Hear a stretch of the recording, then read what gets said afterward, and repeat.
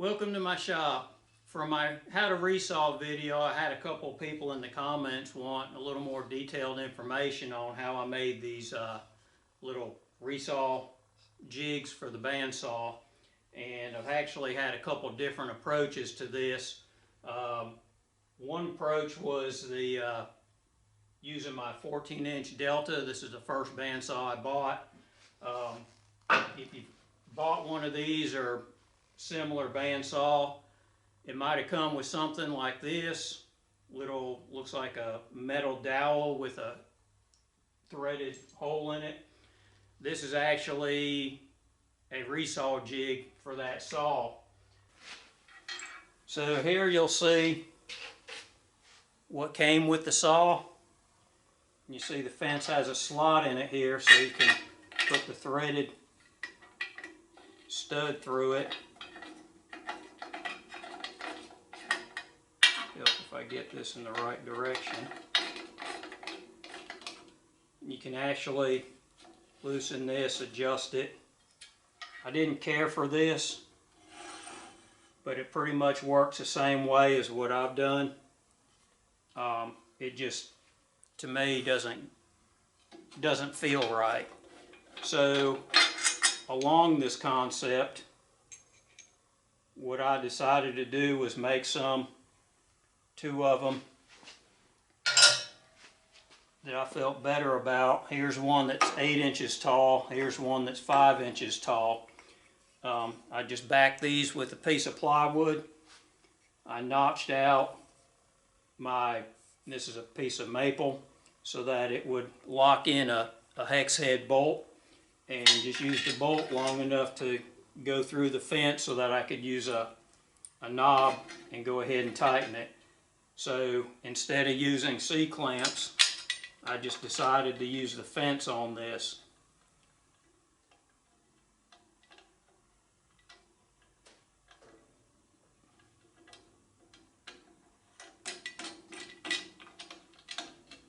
And this pretty much works the same way as the other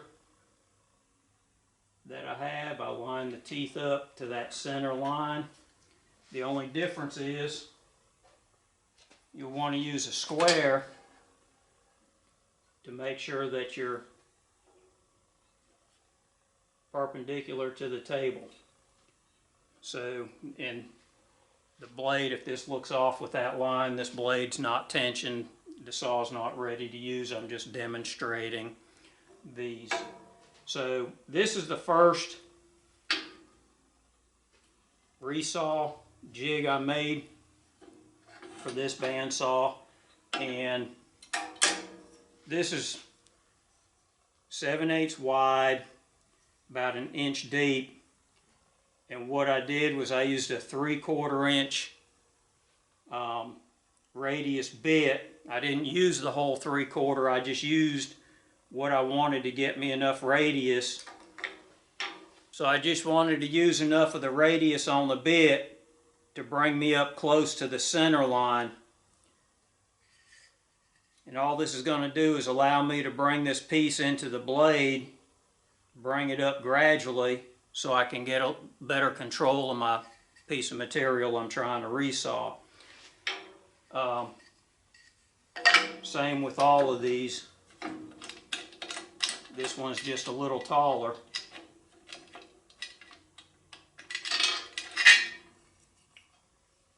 Got the center line better defined on this one. So as you bring the material up to the blade, you can start low and ease it in and try to get lined up. On these I have a little bit of a flat spot along here. It's maybe 1/8 inch or less. I don't want too much flat, so you don't want it to lift. You just want a pivot point right there at the teeth of your blade. So like I said, this is just 7/8 by 1 inch with a radius, and these are glued together. And whatever height you feel like you need, and these go in. And I could have made something to clamp onto the fence. I just prefer not to have clamps in my way if I can avoid it. Now moving on to the Laguna, I had a little different approach. This fence is not slotted anywhere. It's a tall fence, so what I decided to use is just use C-clamps to hold this in. Now when I made these, this piece of maple's 1 1/8 wide, and it's 2 1/4 inch tall. I've got a piece of 3/4 inch plywood. You just want to use stable material so that it doesn't move on you, especially when you put pressure on this. Now all I did was screw the maple to this piece, this plywood, and put it on the board so it'll be perpendicular to the table. And having to clamp this on, I just wanted enough distance on here so I could get 2 clamping points with a little distance between them.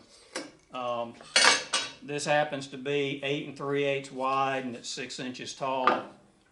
This one here's only 7 1/8 wide, and it's the height of the resaw jig I want. The only thing is you need to make sure that you can get a clamp on here if you need a clamp. If you don't need to clamp it and you can do it another route, that's great. So the other thing, the reason why these are deep is so that I can make sure that the material this doesn't interfere with any material in here. Make sure your depth clears any clamping device you have. And again, a lot of the dimensions of these depend on the saw you're using and what you want to use it for. I just built these a little bit heavier. Again, this is a 3/4 inch radius. I don't use the whole bit. I just do enough to get the radius I want to bring that material up to the blade how I like it. And a very small flat spot on here is fine, and it's okay if it's completely radiused. Just mark the apex of that so you know where your teeth of your blade go. So when you have to make that minor adjustment as you push through, you have that room and it's not going to really affect the cut that much. There's no definite dimension. Make them according to what you're going to use and what you're comfortable with. I use a nice hard maple on this with a plywood backing. You can glue it, you can screw it. If you have a slot in your fence, you can make it so that you can use that slot and adjust it that way. If you don't, you can use a clamp.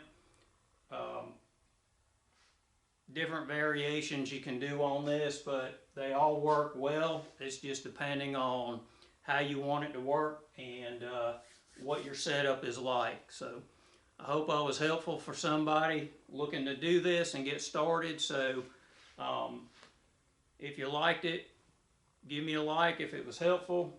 And if you're not subscribed, go ahead and subscribe to me, and I hope to see you on the next video. Thanks for watching.